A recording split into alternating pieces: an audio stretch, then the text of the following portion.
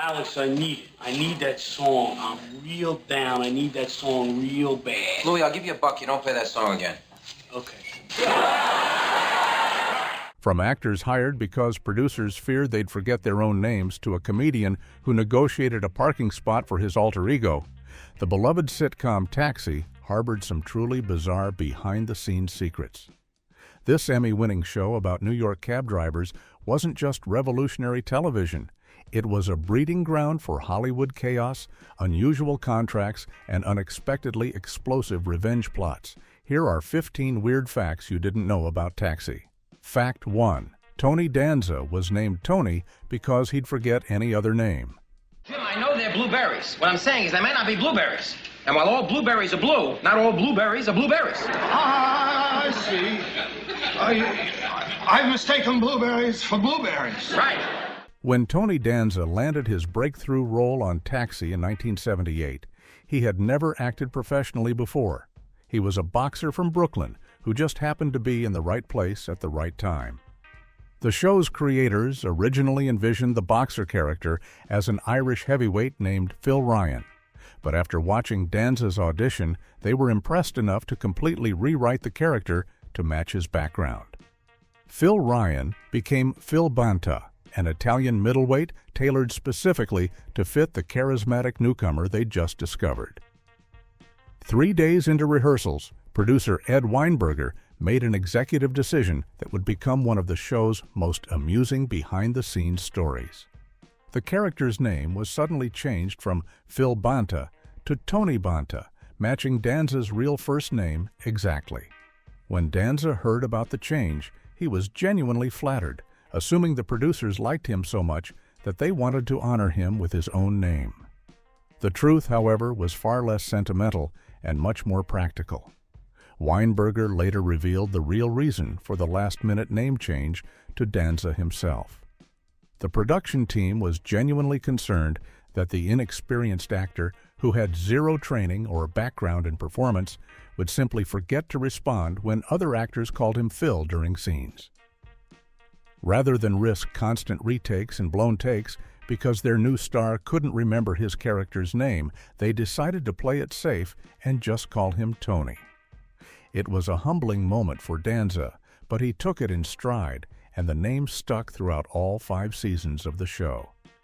Ironically, Danza would go on to play characters named Tony in multiple other television series throughout his career, including Who's the Boss and Hudson Street.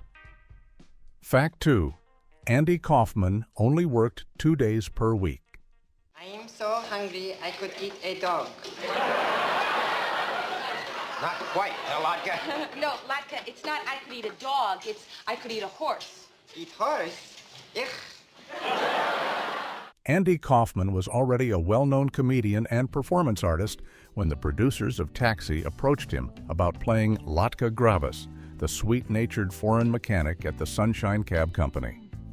The character was actually based on Kaufman's popular foreign man routine from his stand-up act, and the producers were eager to bring that beloved character to their new sitcom. However, Kaufman had absolutely no interest in working the long, grueling hours that television production typically demanded, and he made that crystal clear during contract negotiations. Before he would even consider signing on to the show, Kaufman insisted on a clause that would severely limit his time commitment to the production. The agreement he managed to secure was remarkably unusual for a main cast member on a network sitcom. He was only required to show up twice per week.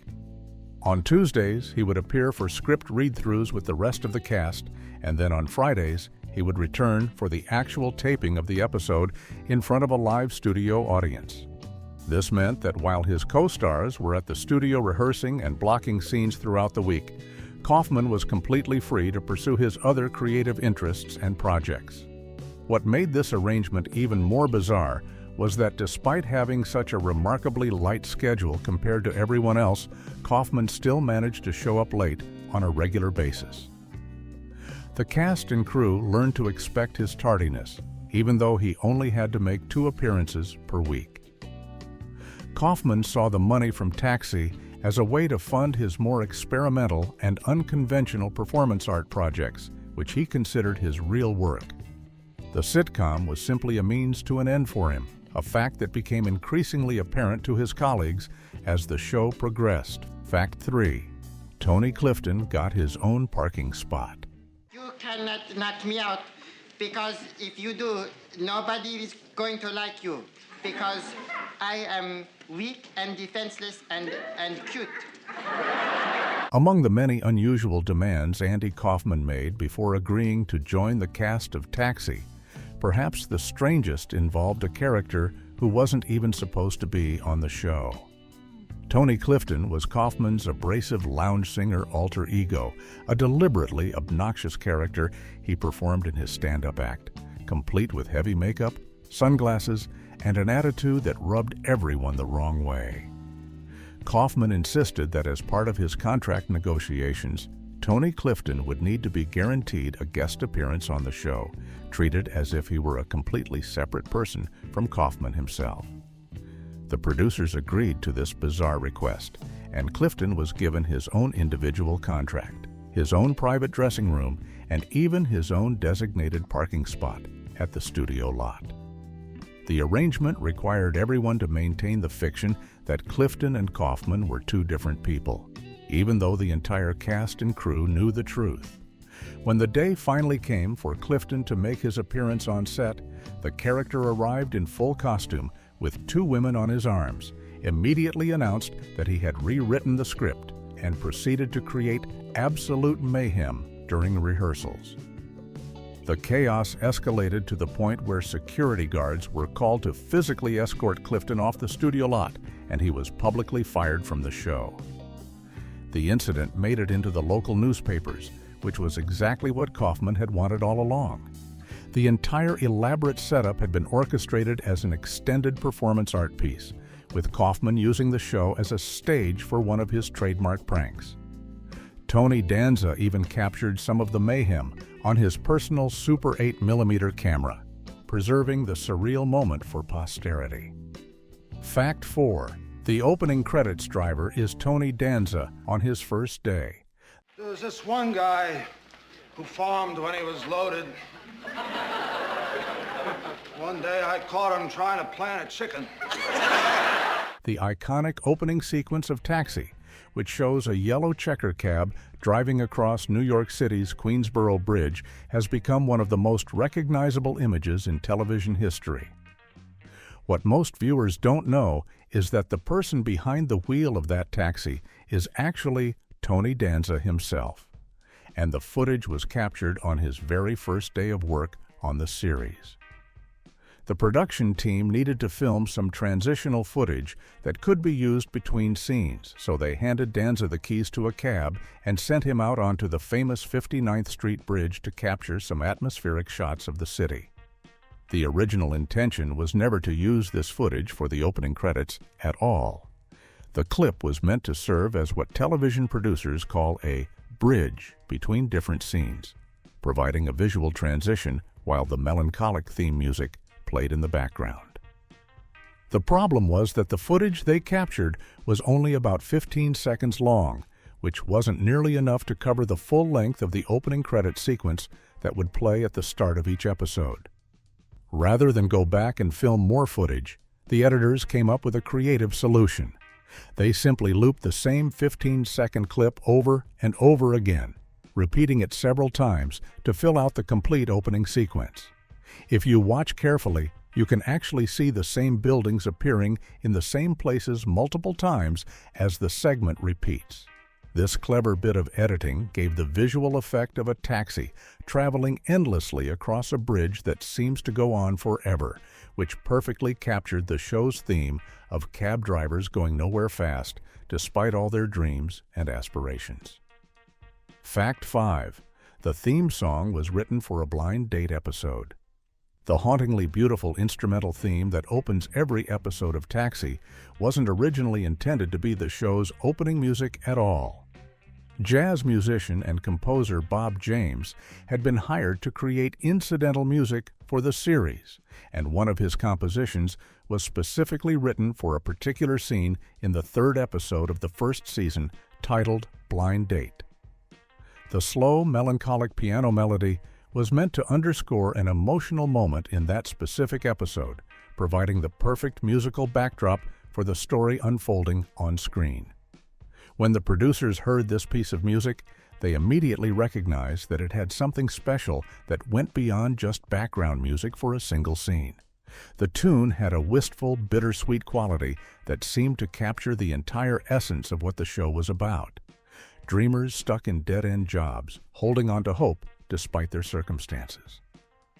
They realized this wasn't just good music for one episode, it was the sound of the entire series. The problem was that they had already selected a completely different song to serve as the opening theme for the show. The original opening theme that had been chosen was called Touchdown, which was also composed by Bob James. This piece was much more upbeat and energetic, with a faster tempo that gave the show a completely different feel. After comparing the two pieces side by side, the producers made the decision to replace Touchdown with the slower, more contemplative piece, and they were able to make the switch before the first episode even aired. The song was titled Angela, named after the guest character in that Blind Date episode, and Bob James never bothered to change the title even though it would become famous as the Taxi theme. Fact 6. Danny DeVito literally blew up ABC on Saturday Night Live. I came late. What happened? I lost. I know. I saw every minute. When ABC abruptly canceled Taxi after 4 seasons in 1982, the cast and crew were blindsided by the decision, as they had received no warning that the show was ending. Just 11 days after the cancellation was announced, Danny DeVito was scheduled to host Saturday Night Live on NBC, and he saw this as the perfect opportunity to get some revenge on the network that had pulled the plug on his beloved sitcom. What followed was one of the most brazenly hostile sketches ever aired on network television. During his opening monologue, DeVito brought out his Taxi castmates to take the final bow they never got to do on their own show, and he read a letter supposedly written by his Italian immigrant mother that harshly criticized ABC's decision. But the real revenge came in the first sketch after the monologue, which was a pre-filmed piece set to the melancholic Taxi theme song. The sketch showed DeVito in character as his despicable dispatcher Louis De Palma, driving a taxi through the streets of New York, looking dejected and heartbroken over the cancellation. The sketch culminated with Louis pulling up to the actual ABC headquarters building in New York City, pulling out a remote detonator and pressing the button to blow up the entire building in a massive explosion. DeVito then struck a triumphant victory pose as the ABC building crumbled to dust behind him. The sketch was completely over the top and hilariously vindictive, but it wouldn't last forever. After the September 11th terrorist attacks in 2001, the idea of showing someone destroying a New York City skyscraper became unthinkable, and the sketch was permanently removed from all subsequent broadcasts and streaming versions of that Saturday Night Live episode. Fact 7. Judd Hirsch made impossible demands that were accepted. You're getting so mad about Alex. What I'm getting mad about, I'll tell you what I'm getting mad about. I'm getting mad that he did this and that you let him do it and that money perverts our values and hurts people and that money stinks and that I don't have any. Judd Hirsch was primarily known as a respected stage actor in 1977 when the producers of Taxi approached him about playing Alex Reiger, the central character of their new sitcom. Hirsch had recently appeared as a guest star on 2 episodes of the Mary Tyler Moore Show spin-off Rhoda, and the experience had left him completely uninterested in working in television. He loved the freedom and artistic satisfaction of theater work, and the idea of being locked into a long-term television contract felt like a creative prison that would prevent him from doing films and stage productions. When his agent told him that the Taxi producers really wanted him for the role and asked him to at least consider their offer, Hirsch came up with what he thought was a foolproof plan to get out of the situation without directly saying no. He instructed his agent to make a series of demands that were so outrageous and unreasonable that the producers would have no choice but to reject them and move on to another actor. The strategy seemed perfect because it would allow him to avoid the role without burning any bridges or appearing difficult to work with in the industry. The demands included an extremely high salary that was well above what sitcom actors typically earned at the time, as well as the unusual requirement that his name would appear on screen before the title of the show itself, giving him top billing above everyone else in the cast. Hirsch was absolutely certain that no production company would ever agree to give a relatively unknown television actor such preferential treatment. To his complete shock and dismay, the producers agreed to every single demand without any negotiation or pushback. And Hirsch found himself contractually obligated to star in the show he had been trying so hard to avoid. Fact 8. Christopher Lloyd thought sitcoms were selling your soul. Give me a little help on this one. You forgot your last name? I've been busy.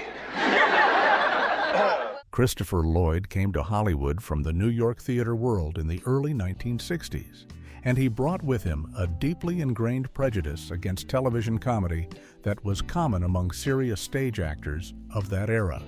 In the theatrical circles where Lloyd had built his reputation, there was a widespread belief that going to Los Angeles to work on sitcoms was basically selling out, abandoning your artistic integrity for a steady paycheck. Lloyd himself later admitted that there was a kind of snobbish attitude among theater actors that doing sitcoms was tantamount to selling your soul, and that any truly serious actor would never stoop to that level. When Lloyd first arrived in Hollywood, he made his feelings about sitcoms very clear to his agent, explaining that he had no interest whatsoever in pursuing that type of work. However, his agent was shrewd enough to recognize that auditions could serve another purpose beyond just landing roles. The agent convinced Lloyd to go to sitcom auditions anyway, not because he might actually get cast, but simply as a networking opportunity to meet casting directors and make connections in the industry that could lead to more respectable film or dramatic television work down the line. Lloyd went along with this strategy, showing up to sitcom auditions with what he later described as a bit of an attitude, never seriously considering that he might actually end up taking one of these roles. When he eventually auditioned for Taxi and was offered the part of Reverend Jim Ignatovsky, he had to swallow his pride and admit that the writing was actually brilliant and the role was too good to pass up, despite his earlier convictions about the artistic worthlessness of situation comedy. Fact 9. Robin Williams was considered for Bobby Wheeler. I can't do this. Thursday, I'm supposed to have dinner with my sister. Friday, I got this really great date. Hey, Bobby, can you help me out? Oh, sure. I'll take your date out. What's she looking like? When the creators of Taxi were casting the role of Bobby Wheeler, the vain and struggling actor who drives a cab between auditions, they had their eye on a young comedian who was just beginning to make a name for himself in the entertainment industry. Robin Williams had recently burst onto the national scene with his manic, improvisational comedy style, and the producers thought his energy and talent would be perfect for the character of the aspiring actor who never quite manages to catch his big break despite his confidence and ambition. The timing, however, could not have been worse for the Taxi producers. Just as they were putting together their cast for the new show, Robin Williams had already signed a contract to star in his own sitcom on ABC called Mork and Mindy, where he would play an alien from the planet Ork who comes to Earth to study human behavior. The show had been created specifically as a vehicle for Williams after his memorable guest appearance on Happy Days had generated enormous buzz, and there was no way he could commit to being a regular cast member on two different sitcoms at the same time. With Williams unavailable due to his prior commitment, the role of Bobby Wheeler went to Jeff Conaway instead, who had recently appeared in the film Grease and had also made a guest appearance on The Mary Tyler Moore Show, which gave him a connection to the Taxi producers. It's fascinating to imagine how different the show might have been with Robin Williams' unpredictable improvisational style in the role, but Conaway brought his own charm and vulnerability to the character of the struggling actor, making Bobby Wheeler one of the most memorable parts of the ensemble cast during his time on the show. Fact 10. Jeff Conaway was fired after being found too high to act. Jeff Conaway had been struggling with substance abuse issues long before he joined the cast of Taxi. But his problems came to a devastating head during the production of the show in a way that would ultimately cost him his job. Writer and producer Sam Simon later recounted the incident that became the turning point for Conaway's time on the series, explaining that one day during production, Conaway was nowhere to be found when it was time to rehearse his scenes for an upcoming episode. When the crew finally located him, they discovered Conaway on the floor of his dressing room in such an intoxicated state that he was completely unable to perform his lines or participate in the rehearsal. The production couldn't simply shut down for the day, so the producers made a quick decision to salvage the situation by dividing all of Bobby Wheeler's dialogue for that episode between Danny DeVito and Christopher Lloyd, who would deliver the jokes that had originally been written for Conaway's character.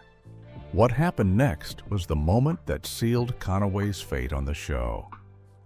When DeVito and Lloyd performed the redistributed lines in front of the live studio audience during the taping, the audience laughed just as hard as they would have if Conaway had been there delivering them himself. There was no noticeable drop in the quality of the comedy or the audience's response, which made the producers realize something that Conaway himself had feared all along. His character was expendable. The role of Bobby Wheeler wasn't as essential or unique as characters like Louie or Reverend Jim, and the show could function perfectly well without him, which led to his departure from the series. Fact 11. The Checker Cab Company went out of business. During filming, the distinctive yellow and black Checker cabs that appeared in every episode of Taxi were supplied by the Checker Motors Corporation, a company based in Kalamazoo, Michigan, that had been manufacturing these iconic vehicles since 1922. The boxy, spacious design of the Checker cab had become synonymous with New York City taxicabs over the decades, and the company had built over 100,000 of these vehicles during their production run, making them an integral part of American urban culture and the perfect visual symbol for a show about cab drivers. In a strange twist of fate that mirrored the struggles of the characters on the show, the Checker Motors Corporation shut down its automobile manufacturing operations in July of 1982, right in the middle of Taxi's fourth season. The decision to end production came after 60 years of building these beloved vehicles, but the company could no longer compete in a changing marketplace. Rising gas prices made the heavy 4,000-pound cabs impractical and expensive to operate, and the larger automobile manufacturers were offering fleet discounts that the smaller Checker company simply couldn't match. The final Checker automobile to roll off the assembly line was an A11 model painted in the classic Chicago taxi livery of green and ivory, and that car is now preserved in the Gilmore Car Museum in Michigan with less than 10 miles on its odometer. The timing of the company's closure was particularly poignant because it happened while Taxi was still on the air, showing these very same cabs week after week to millions of viewers. The show would continue for one more season after Checker ceased production, making Taxi an unintentional time capsule of a vehicle that would soon disappear from American streets forever. Fact 12. Rhea Perlman played Danny DeVito's girlfriend while dating him in real life. Zena's Louis' girlfriend. I thought you looked familiar. I saw your picture in Louis' office. Oh, yeah, you mean the one where my face is taped to the body of Miss October? Danny DeVito and Rhea Perlman had been together in real life since 1971, when they met at a performance of the off-Broadway play The Shrinking Bride. The two actors moved in together just 2 weeks after meeting, and by the time Taxi premiered in 1978, they had been a couple for 7 years. When the show's creators decided they wanted to give DeVito's character Louis De Palma a love interest, they chose to cast Perlman in the recurring role of Zena Sherman, creating an unusual situation where a real-life couple would be portraying a romantic relationship on screen. The on-screen romance between Louis and Zena became one of the show's most surprising and touching storylines, as audiences got to watch the normally despicable dispatcher show his vulnerable side with the only woman who seemed to genuinely care about him. Perlman appeared in several episodes throughout the series, and the chemistry between her and DeVito was undeniably authentic, which makes perfect sense given that they were actually in love off-camera.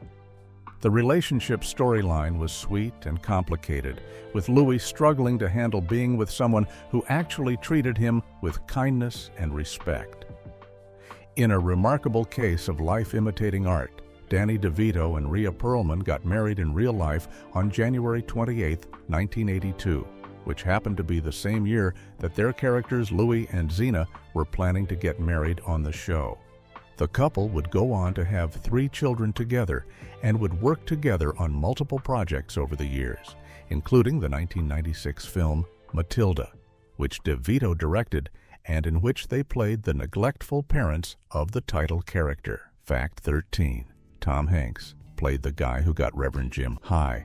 Long before Tom Hanks became one of the biggest movie stars in Hollywood, he was a young television actor picking up guest roles wherever he could find them.